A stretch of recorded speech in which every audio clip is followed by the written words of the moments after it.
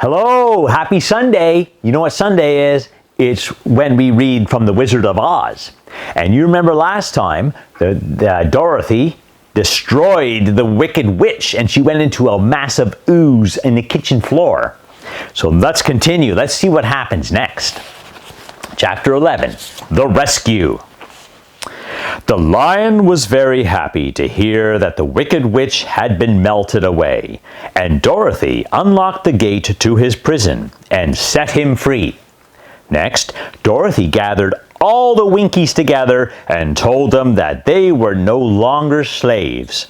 The Winkies were very happy, for they had been made to work hard for many years. They made the day of their freedom a holiday, and spent the time feasting and dancing. "If only our friends the Scarecrow and the Tin Man were with us," said the lion, "I would be totally happy." "Don't you think there is some way we could rescue them?" said Dorothy. "I can try," answered the lion. So they called the Winkies and asked them to help rescue their friends. The Winkies said that they would be delighted to do something for Dorothy since she had set them all free. So a group of Winkies traveled that day and part of the next until they came to the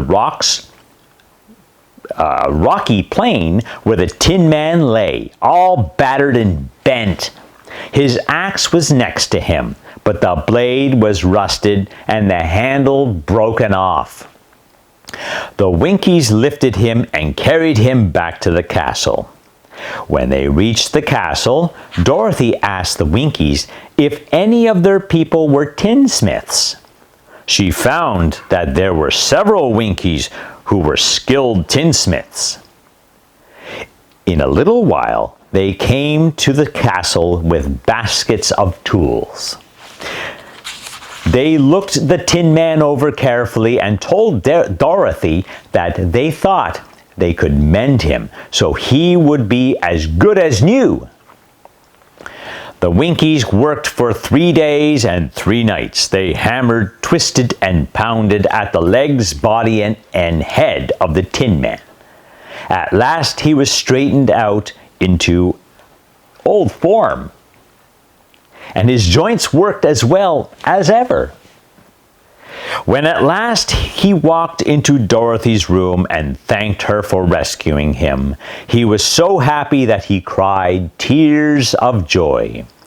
Dorothy and the lion were so happy to see their friend that they danced and celebrated all day. "If only we had the Scarecrow with us again," said the Tin Man, "I would be truly happy." "We must try to find him," said Dorothy. So she called the Winkies to help her, and they walked all that day and part of the next until they came to the tall tree where the winged monkeys had tossed the Scarecrow's clothes. The Tin Man quickly chopped the tree down, and Dorothy and the Winkies carried the Scarecrow's clothes back to the castle. As soon as they entered the castle, the Winkies began stuffing the clothes with nice, clean straw. Soon the Scarecrow stood before them, as good as new. He thanked them over and over for saving him. Now that they were reunited, Dorothy and her friends spent a few happy days at the castle, where they found everything they needed to make themselves comfortable. But after a few days, they all decided that it was time to return to Oz and ask for the things that they had been promised. So they sadly said goodbye to the Winkies and packed food and blankets for the journey back to Emerald City. Chapter 12, The Winged Monkeys. The next morning, Dorothy and her friends began their journey to the Emerald City.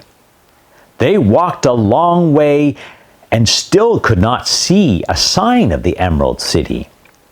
And since they had been carried to the castle by the winged monkeys, they were not at all sure in which direction they should walk. Days passed, and they still saw nothing but the fields and forests. The Scarecrow began to complain. "We have surely lost our way," he said, "and unless we find it again in some time to reach the Emerald City, I shall never get me brains."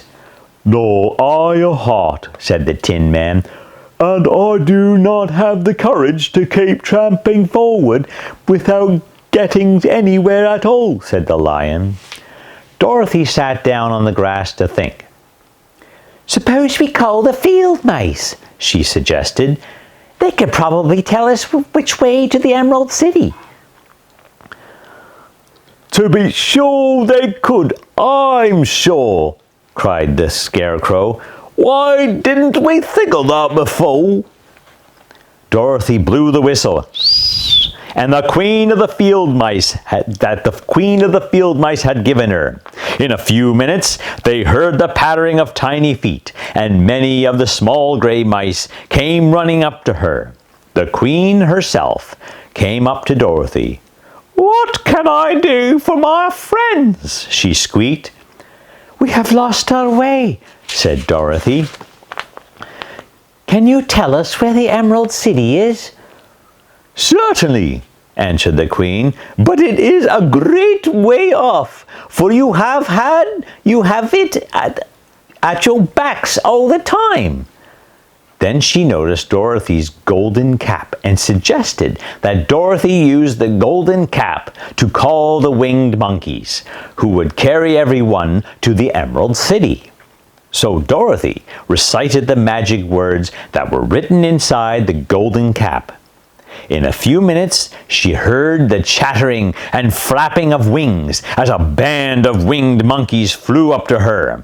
The king bowed low before Dorothy and asked, "What is your command?"